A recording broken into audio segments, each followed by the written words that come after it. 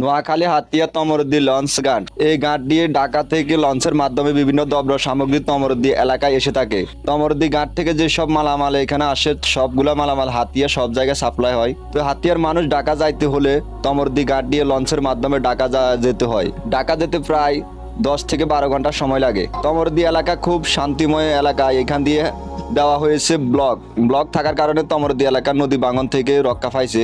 আর হাতিয়া ননচিরাঘাটে নদী ভাঙন রোধ এখনো হয় নাই। এখানে ব্লক না দেওয়ার কারণে হাতিয়া ননচিরাঘাটে নদী ভাঙন চলতেছে, যার কারণে হাতিয়ার পরিস্থিতি ননচিরাঘাট দিয়ে খুবই খারাপ। তো হাতিয়ার তমরুদ্দি ঘাট অবস্থা খুবই ভালো। এখান দিয়ে ঢাকা থেকে লঞ্চের মাধ্যমে বিভিন্ন মালামাল এই ঘাট দিয়ে আসা হয়। হাতিয়ার কোনো মানুষ ব্যবসা বাণিজ্যের জন্য কোনো দ্রব্য সামগ্রিক ঢাকা থেকে আনতে চাইলে এই লঞ্চের মাধ্যমে এনে থাকেন। তো হাতিয়া তমরুদ্দি ঘাট হচ্ছে একটি বাণিজ্য এলাকা। এই বাণিজ্য এলাকা খুব বৈচিত্র্যময় এলাকা। তো হাতিয়ার ভাই বেড়াদার যারা আছেন, অবশ্যই ভিডিওটি ভালো লাগলে আপনারা অবশ্যই ভিডিওটি শেয়ার করে